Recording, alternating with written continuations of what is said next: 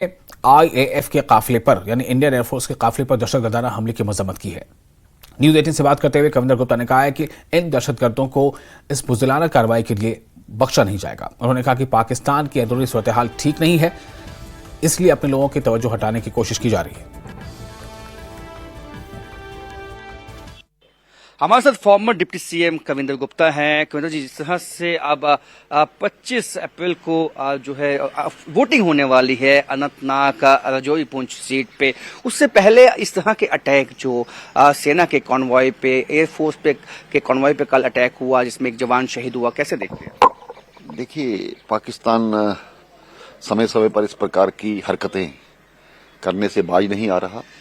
हालांकि हमारी सेना उनको मुंह तोड़ जवाब देती है, लेकिन इस प्रकार की जब घटना होती है तो स्वाभाविक बात है कि घात लगा करके कायरपूर्ण तरीके से जो कल एक व्हीकल को निशाना बनाया गया, एक जवान शहीद भी हुआ।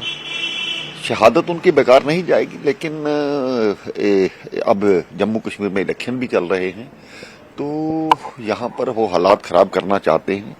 शय तो है पाकिस्तान की, और पाकिस्तान के माध्यम से ही वो घुसपैठ भी करते हैं, लेकिन उनको जल्द ही न्यूट्रलाइज किया जाएगा, ये उम्मीद करनी चाहिए।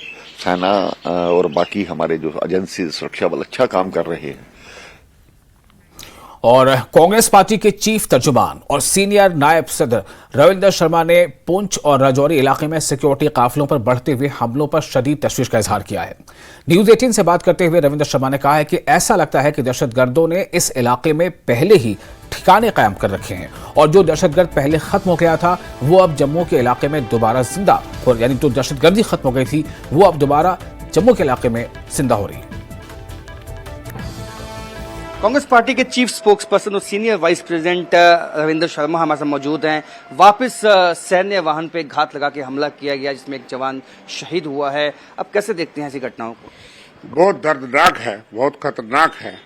पहले तो सेना के जो जवान घायल हुए हैं, एक जवान शहीद हुआ है, हम उनको नमन करते हैं, उनके परिवारों को नमन करते हैं, सहानुभूति करते हैं। गहरा दुख है, लेकिन गंभीर चिंता की बात है।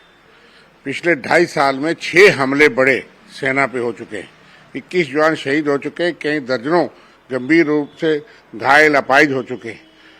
और देश के प्रधानमंत्री और गृह मंत्री क्या बताते हैं? आज चुनाव में सारे देश के अंदर यही कहा जाता है 370 जम्मू कश्मीर गंभीर चुनौती से गुजर रहा है, और मिलिटेंसी रिवाइव हो गई। जम्मू कश्मीर के राजौरी पुंछ का इलाका, मैं वहीं से आता हूं, सबसे पुरअमन इलाका था पिछले कई सालों से, एक दशक से सारी सियासी एक्टिविटी होती थी। आज हमें खतरा है, हर एक आदमी को खतरा है। डांगरी हमला हो चुका, कितने लोगों को वहां, इनोसेंट लोगों को 2 हमलों में शहीद किया गया था एक गांव में, और वो सारे काम 2021 से लेकर के 2024 2.5 साल में हो रहे, और ये देश को कहते हैं कि हमने 370 तोड़ के अमन कर दिया। इसलिए गंभीर चुनौती है, उस चुनौती का मुकाबला करिए। और पुंछ में हुए दहशतगर्दाना हमले की सीनियर लीडर गुलाम नबी आजाद ने मजम्मत की है। गुलाम नबी आजाद ने कहा है कि फिजाइया के एक एहलकार का नुकसान और 4 दीगर का जख्मी होना इंतहाई अफसोसनाक है। तशद्दुद सिर्फ मजीद तशद्दुद को जन्म देता है। हमलों में इस खतरनाक इजाफे से निपटने के लिए फौरी इक़दाम की जरूरत है।